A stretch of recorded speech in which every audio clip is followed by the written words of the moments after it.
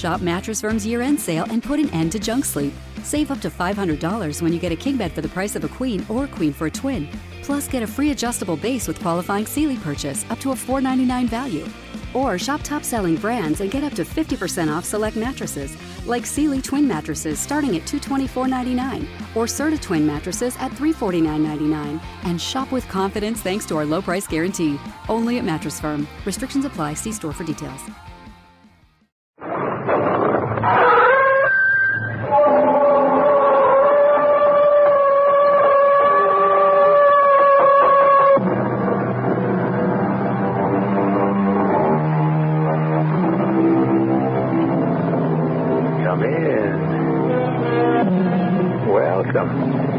I'm E.G. Marshall. It was William Congreve, the early 18th century playwright, who first penned the words, "Heaven has no rage, nor hell a fury, like a woman scorned." It is a basic truth, whatever century. Certainly is true in the 19th, where this story lies. But the woman, in this case, not exactly what you might imagine, but I'm getting ahead of myself. Let's begin at the beginning. Our mystery drama, To Hang by the Neck, was written especially for the Mystery Theater by Ian Martin and stars Marion Seldes. It is sponsored in part by Buick Motor Division and Certainteed fiberglass attic insulation. I'll be back shortly with Act One.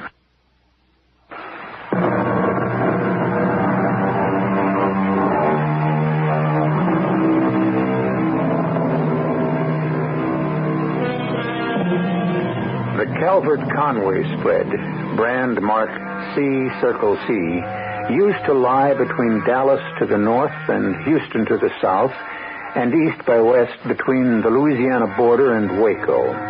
It wasn't the largest cattle ranch in Texas, but in its own right, between those two extremes, it was an empire. The ownership of empires, or the succession to them, has caused most of the turbulence in history, and has always brought tragedy and agony to the individuals involved in them, as witnessed the story of C-Circle C. Carrie, what are you doing here? I came back, Mother. I thought you needed me. Of course I need you. But what good is this? You're gone. I've had enough of dreams. Maybe this is a little more than dreaming. What?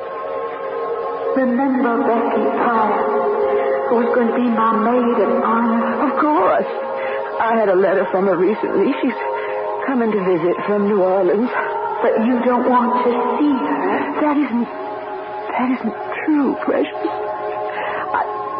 Your father felt that perhaps the way I am, it wouldn't be the best idea.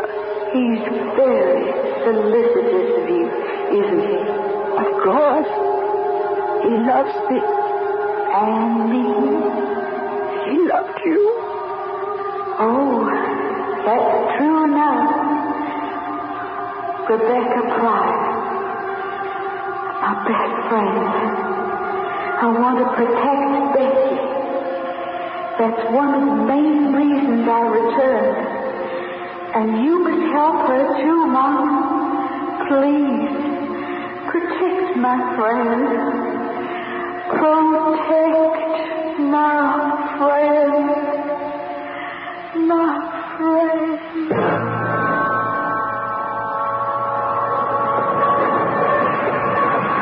Pardon me, ma'am, but you've just got to be who I'm looking for. Miss Rebecca Pryor? I'll answer to that name, sir. What is yours? I'm Teague Whitman, ranch hand of the C-Circle C. I was sent to meet you. Oh, how nice. I was afraid I might have beaten my telegram here. No, it's come on time. The only thing was I reckon Mrs. Carstairs didn't have enough time to answer you back. Well, I'm glad, because being an anniversary and all, I wanted to come. Anniversary? Yes, sir. Just about 1 year ago, I came off this same old train to be maid of honor at my friend Carrie's wedding.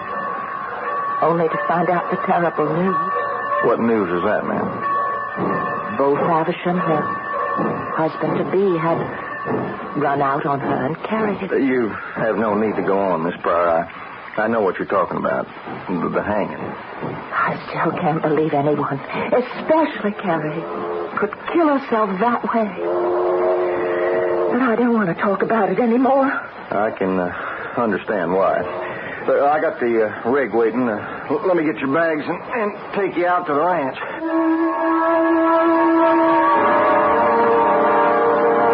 Who is it? It's me, Julie. Chad. May I come in? It's your house, Chad. It's your bedroom, Julie. I wouldn't have disturbed you except... Well, I thought I heard you talking to someone in here. Well, who could I be talking to? I don't know. Silly of me, perhaps. I thought maybe Becky Pryor had arrived earlier and we expected her. No. Rebecca isn't here yet. Well, I was out riding the fence and just came in. She might have arrived without my knowing it. There's very little you don't know that happens, Chad. Well, I'm human. Can't be everywhere at once. So am I. And I find that I'm not any place anymore. Now, Julie, don't talk like that. I try not to, Chad. But since the accident, and most of all, Carrie, what do I have left to live for? Me? Yes, Chad, my husband. I do have you to live for. Sometimes I wish you felt that more strongly. You must believe me. You are the only thing that keeps me alive, Chad. My darling. Listen. Someone's driving up. That must be Rebecca. She planning to stay long? Well, I shouldn't guess. She just said in her letter she'd like to come and visit Carrie's grave on the anniversary. Why didn't you mention the letter? It's just one of those things. I replied. I invited her. Do you mind, Chad? Oh, why should I mind? You need some companionship stuck out here in the back of beyond the way we are. I reckon maybe I do, Chad, especially since my accident. Oh, that damn mare. I told Punch Williams her milk wasn't proper drawn after she lost the colt, and she went plumb loco. I should have fired Punch. What kind of ranch foreman was he to let it happen? You cannot blame him. I should have been ready when the mare shied. It's just that she was always so sure-footed and gentle. I never... Don't dwell on it, Julie. Well, what else can I do? My back broken, shackled to a chair the way I am, in pain most of the time. Yes, it's your visitor, all right. I'll go on out and make her welcome. I never should have let Rebecca come here. Except somehow I must find a way back to my own child. Oh, my lovely darling. The flesh cut and scarred. The staring eyes. Your feet moving a little yet. As if they had life of their own. But all the rest of you was still. Why? Life could still have been good. Nothing should have made it worth throwing away.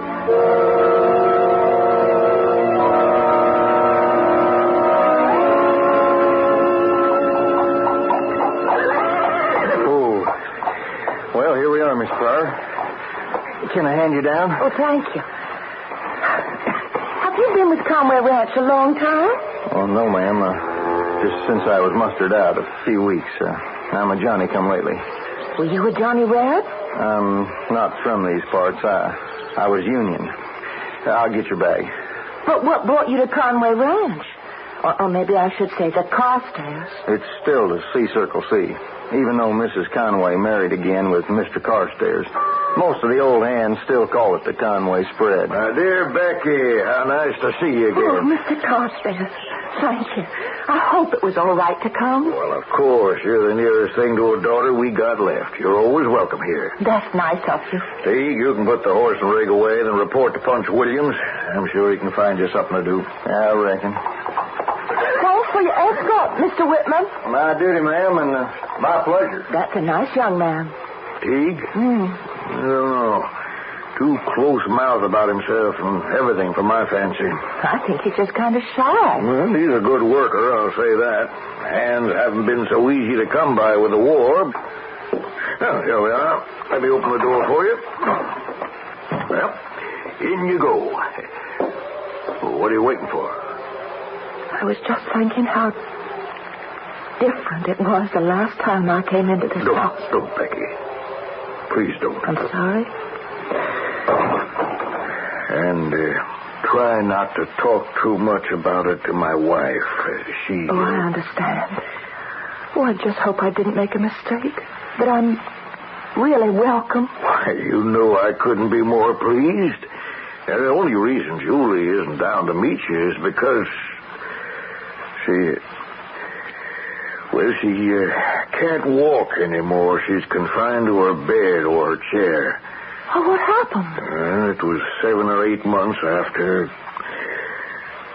Carrie died. She wanted to go riding one day. I still didn't like to see her off alone, so I went with her. Chad? Oh, excuse me. Yes, dear? Heaven's sakes, what's taking so long? Isn't Becky here? Yeah, just brought her in. Then you just marched her right upstairs here. I want to say hello and make her welcome. Why don't you run along, Chad? Us women can find plenty to talk about ourselves. Well, I thought I ought to see Becky settled for dinner. Well, Mrs. Ames can see her things are put away. Now, right now, I'd like to talk to Becky alone. Very well, Julie. See you at dinner, Becky. Right, Mr. Carter? Quick. Go to the door. Make sure he's gone. Gone? Don't you see he doesn't want us to be alone a minute? Now, don't upset yourself. Upset myself? I'm torn apart. Is he gone? Yes, I think so. What is it, Mrs. Carstairs? I have no right to put you into jeopardy, but I need help. Your letter was a godsend. The only chance I had. Mrs. Carstairs, what is it? Shall I ring for help? What shall I do? It's just another back spasm. Heels. In my drawer. And some water. Oh. How many of these pills? 2. And water. Here.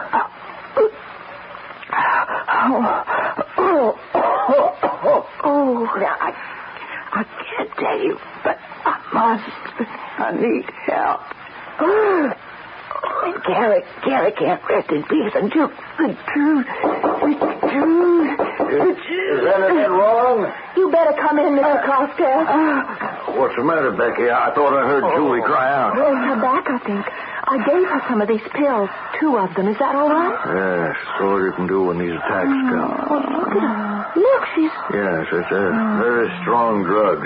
Puts a person to sleep almost immediately. Oh. Quite frankly, I don't like her to have them so near at hand. I'm always afraid if the pain is too much, she might take an overdose. She seems rational enough, but she's not. Ever since Carrie's death, her mind wanders.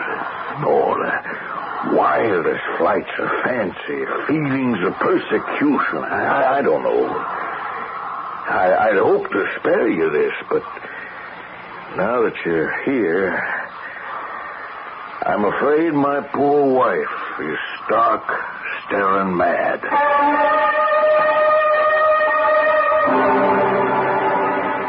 Rebecca Pryor looks at the handsome man, the lines of sorrow etched deep in the gentle face, and her heart goes out to him. And then suddenly, she is remembering the haunted face of her dead friend's mother and her cry for help. Against what?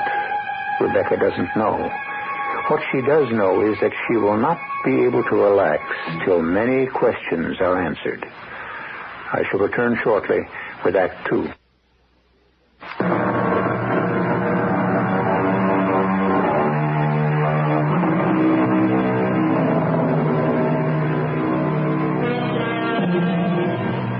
You are Rebecca Pryor.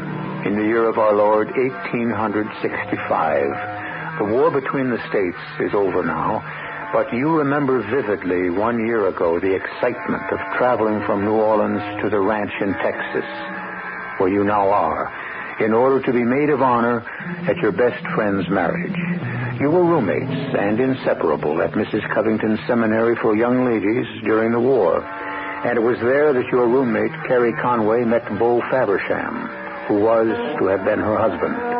Now, 1 year later, after the wedding that never happened because Beau disappeared and Carrie's awful death by hanging herself, you are back at the ranch.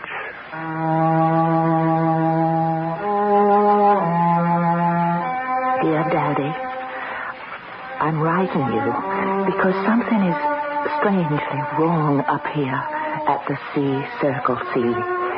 And I think it might need you to help set it straight. Do you think there's any possibility you could come here as though to fetch me home? And then, while you're here...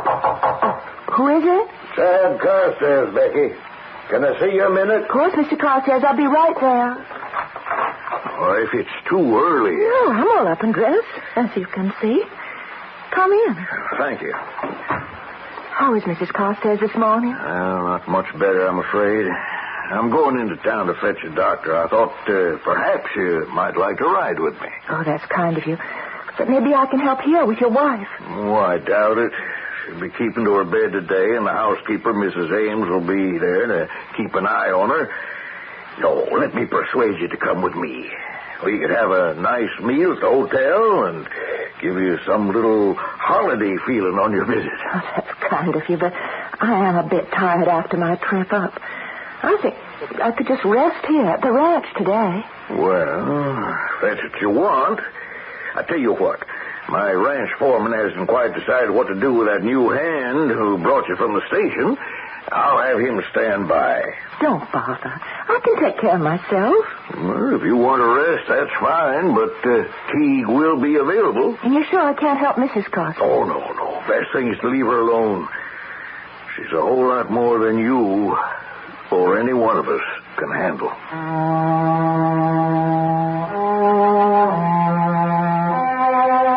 From my window, I watched Mr. Carstairs climb into his buck wagon and give some orders to Teague Whitman, who glanced once towards the house.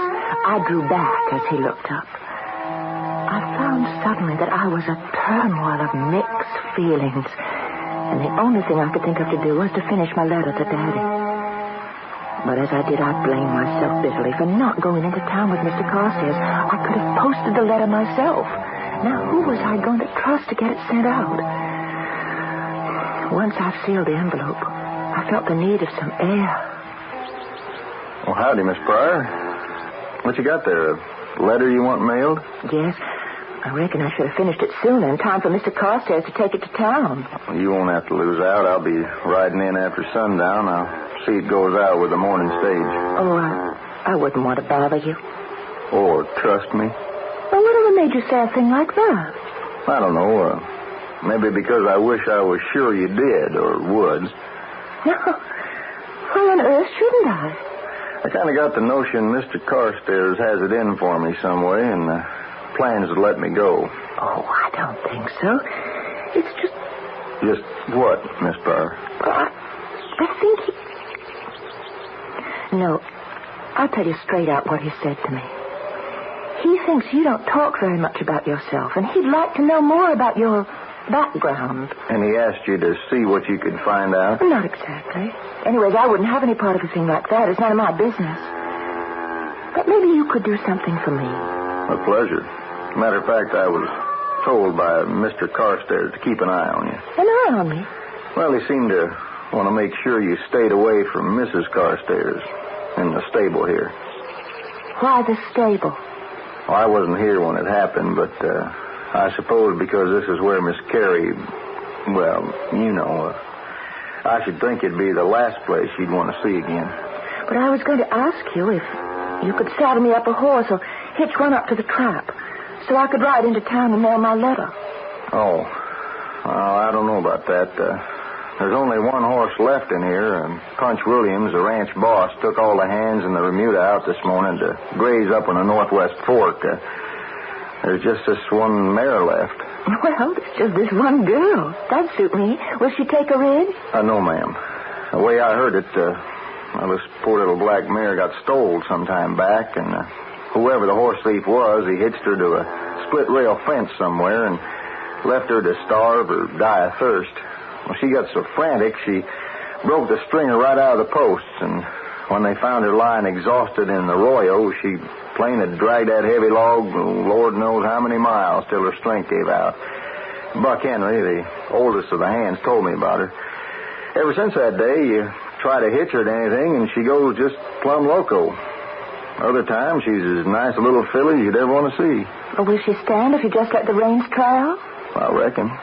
Well, then I'll just change into some jeans, and you could saddle her up, and I'll ride her into town. I don't think Mr. Carstairs would want that. Well, I do. Would you come inside the stable with me for a moment? No, I don't want to go in there. Why? Did you see her hanging? Tom. Yes.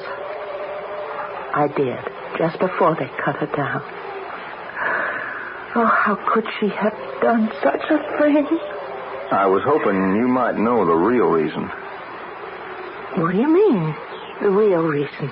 Well, it's mighty hard to believe a girl could hang herself just because a man ran out on her, if he did. Oh, he did, all right.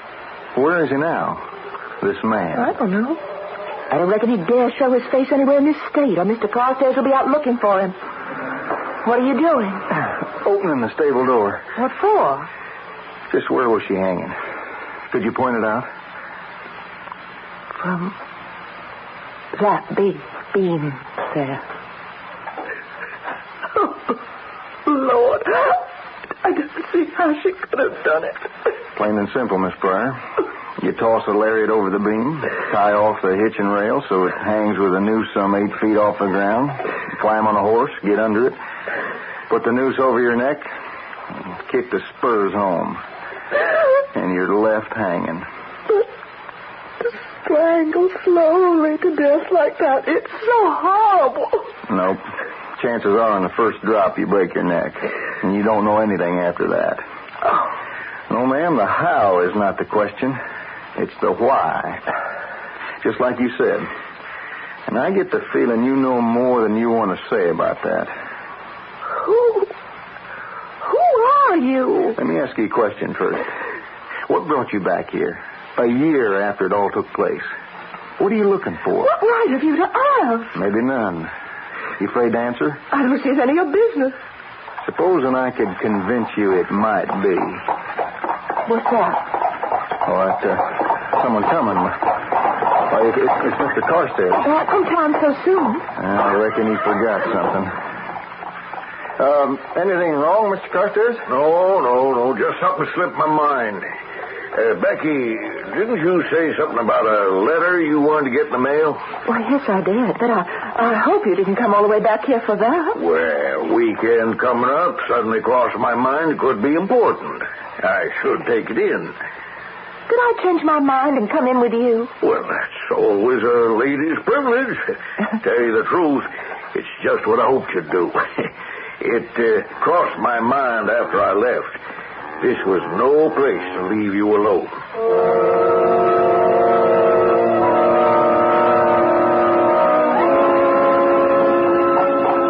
You going to be leaving us soon, Becky? Why do you say that, Mr. Carstairs? Well, a letter to your father. I thought it might be to arrange to have him meet you. This is no place for a young girl anymore, I'm afraid. I hadn't planned to leave right away. Of course, if you want me to. Oh, I'd be the last person to chase you out. But with Julie as she is and the memories, sure don't blame you if you included in your letter the news that you're coming home. Now, there's a train day after tomorrow, or the stagecoach, and we can make arrangements as soon as we get to town. Well, but no. You see, I'd hoped to stay long enough to be of some help. Well, no one can help Carrie anymore. Julie's in the same way. Only difference is she's alive. What are you doing sneaking around up here, young man? I wasn't sneaking, Mrs. Ames. Then what were you doing? Before he left for town, Mr. Carstairs asked me to tell his wife that he'd come back to take Miss Pryor with him. Mr. Carstairs told you no such thing. There'd been no need to tell Mrs. Carstairs anything. She's sound asleep. You're lying. Maybe we both are, Mrs. Ames. I hear talking in there. That's her, talking to herself again. Crazy. If you ask me, she ought to be put away somewhere. Like her daughter and Beau Faversham? What does that mean? I was just asking. Did you mean dead like him? Who said Beau Faversham was dead? If he isn't, where'd he disappear to? Nobody knows that, of course. After he ran out on Miss Carey, he wouldn't dare leave any traces of... What business is that of yours? None. Who are you? Just a hired hand. With a large bump of curiosity. I'd like to know why. And what you're doing in the house. I'm sure the cat... Mr. Carstairs wouldn't like it. Does he have to, Mrs. Ames? Couldn't you and me share a secret or two between us? You keep your ideas to yourself, young man. You picked the wrong woman to smart around. Now, get out of this house, and before the sun rises tomorrow, I'll see that Mr. Carstairs gets you off this ranch. How, Mrs. Ames? Feet first, like Beau Faversham went? Why do you say that? Who are you? Oh, just an interested bystander. You listen to me and listen close. If you're counting on Mr. Carstairs inheriting the C-Circle C, or ever controlling it, forget it. Oh. And you might want to keep your own skirts a little clean. So I'm asking you a question. What really happened the night Miss Carey died in the stable? How did she die? And why? Why, everybody knows that. They know what was supposed to have happened. What I'm looking for is the truth. Good Lord. What was that? No, Carrie, no. Don't tell me there was a child. You know there was. Why else would I haunt you? What is it you want me to do? Face the truth. Don't let me have died for nothing. Don't let him win. What can I do? I'm afraid he'll kill me just as he did you. No, Carrie. Leave me alone. I'm afraid. Now, don't ask me to fight him. Don't. What is it, Mrs. Carstairs? Oh, nothing. No, nothing. It's just a bad dream. A dream about what? Who's that? Who's that? Get him out. I don't want to talk about it. I don't want to talk about anything. I just want to be left alone. I'd like to have you talk to me, ma'am. I don't want to talk to anyone ever again. Except maybe Rebecca Pryor.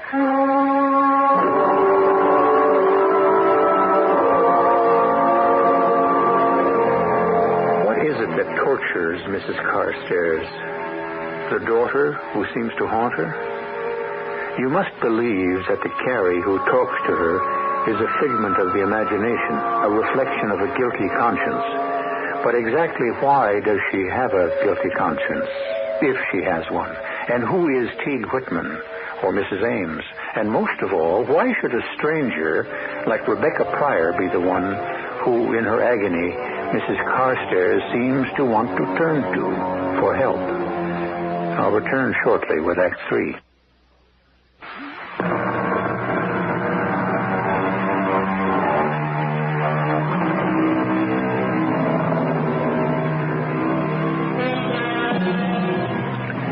While events at the C-Circle C have been moving to their own climax, they have also been moving more slowly to a decision in Becky Pryor's life.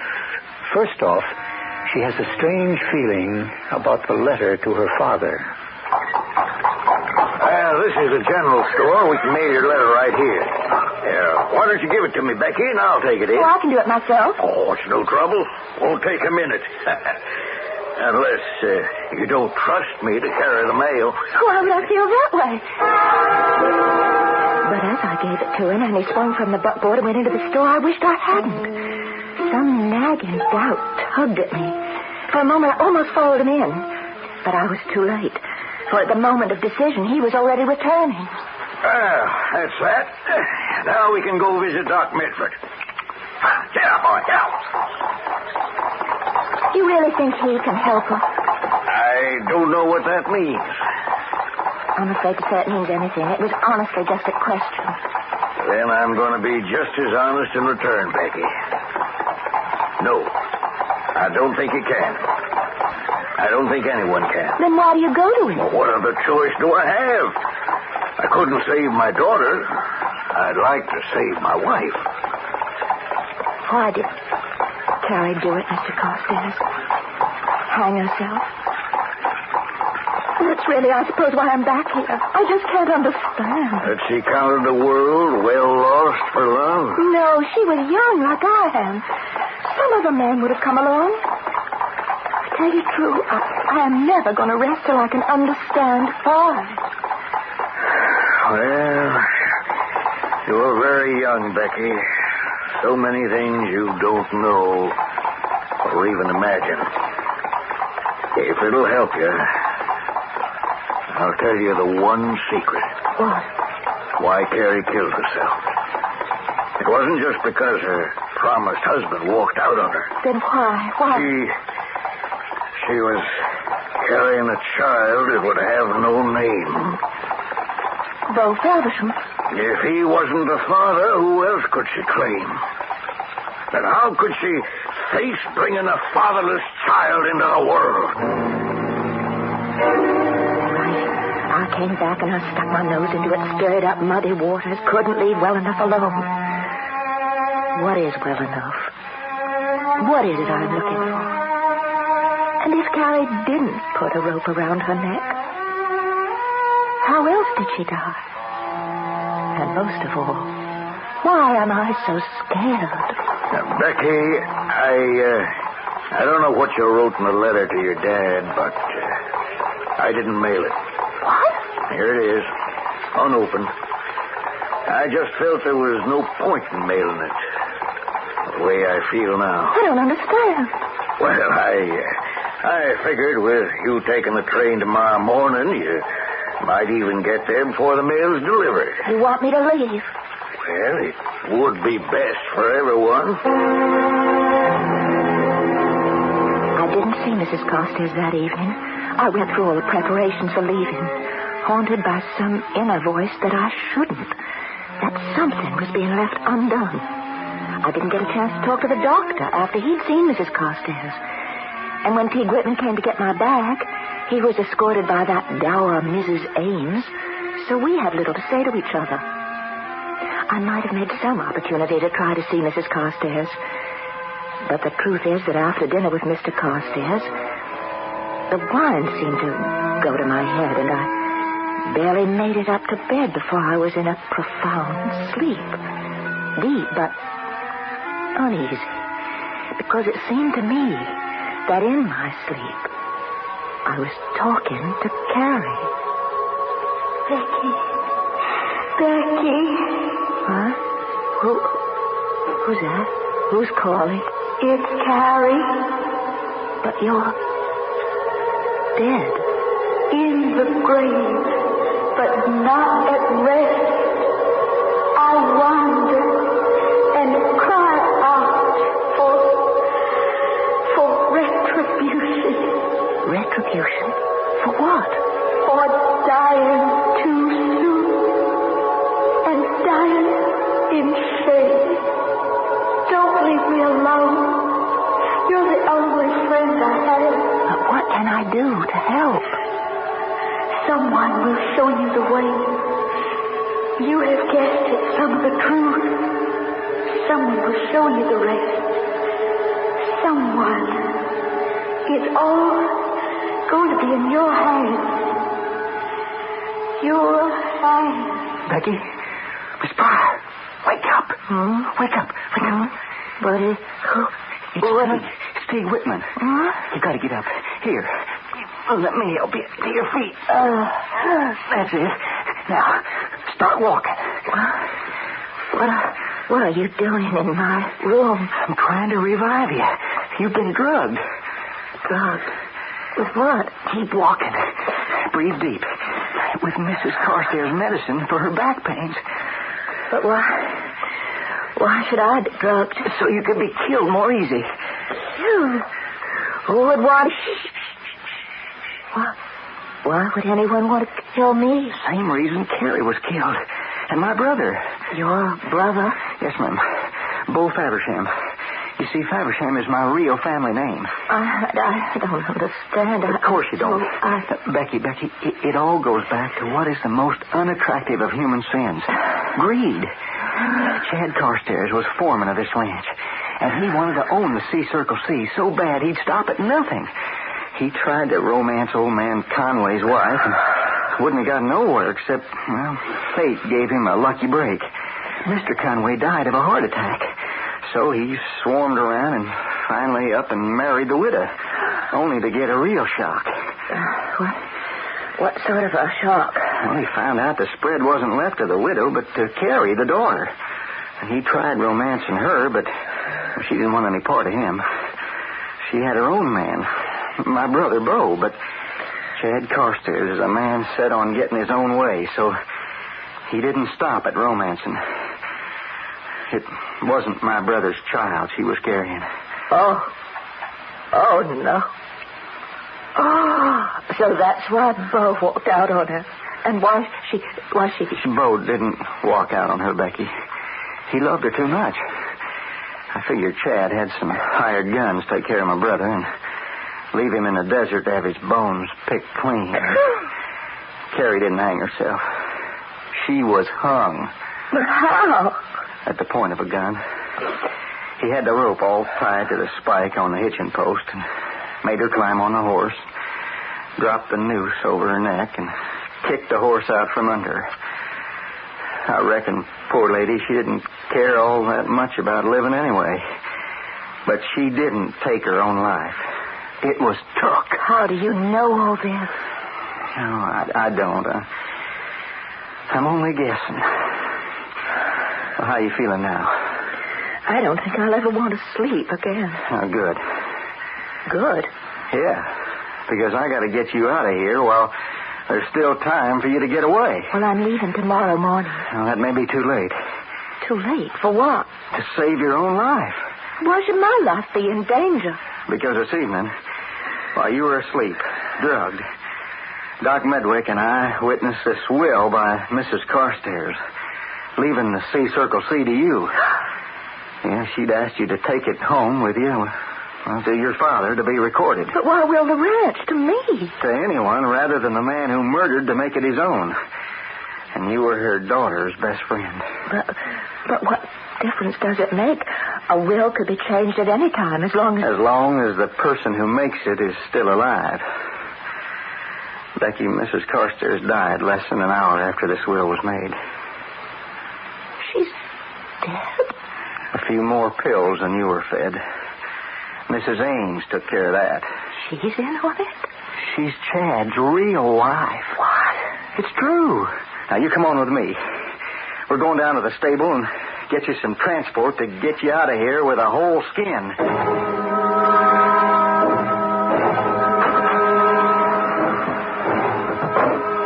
All right. I've saddled and bridled our poor old local little mare. Only horse we have to get you into town so you can pick up the midnight stage. Aren't you going with me? No, ma'am. I'm staying to even up some old scores. You don't mean to kill Chad Carstairs. That's exactly what I aim to do. Oh, no, please, Pete. Please, there's been enough killing. What good would it do? It would save your life, for one thing. Is that so important to you? Or is it just revenge for what you think might have happened? I guess that's a question I'd better let you answer. Maybe I can answer that for the both of you. No, don't move, Teague. Except real slow to loosen your gun belt and let it drop while I light this lamp. Do it, or I'll put a bullet in her. You can't get away with any more murders, Chad. In my territory here where I live, I can get away with anything. Now let me have the will. No. To him, Teague, what does it matter? Once we do, we're both dead. If I kill you both first, I can just take it. Except that killing us both might not be as easy to explain as all the others. Carrie, my brother, your wife. I'll find a way. I'm not so sure. You're losing your touch, you know, Chad. You finally had to poison Mrs. Carstairs because you missed the first time. What does that mean? Oh, don't try to spook me, Chad. You took her out on this poor little mare here you knew was loco, didn't you? All right, that's enough talking, And then you stopped somewhere, and before she had a chance to dismount, you jerked at the reins against the bit in her mouth as if to tie her out. What are you doing? No! Hey, are you all right? I am. And Mr. Carstairs? Oh, poor little mare. She didn't mean it. But she saved our lives. What happened? She trampled him to death. Well, it's sort of poetic justice. What he spent his life doing to women. Only at the end, this particular one turned the tables. In one quick move, Teague Faversham had flipped the halter rope over the hitching rail, and immediately the mare had reacted by going berserk. Chad, caught off balance, was unable to protect himself against her flailing hooves. The special death he had planned long ago for his wife, unsuccessfully, was successful by accident and became his own. True poetic justice. That ideal justice which poets exercise by making the good happy and the evil unsuccessful. I'll return shortly.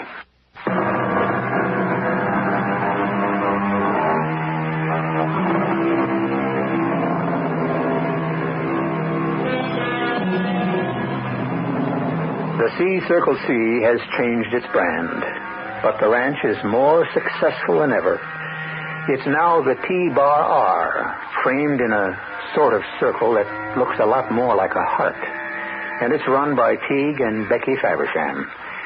Their first child is on the way, but both of them feel in a sense it is their second. The first is a little black mare that Teague has spent a long time gentling, and who no longer fears being hitched. Maybe she takes an example from Teague and his bride, Becky.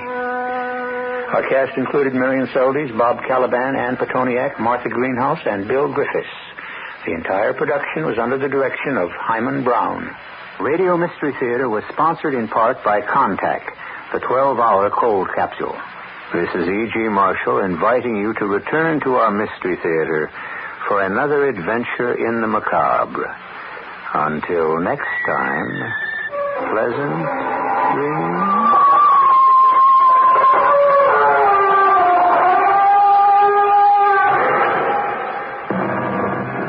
Tonight's Mystery Theater was also brought to you in part by ShopRite Supermarkets, where you get a lot more for a little less.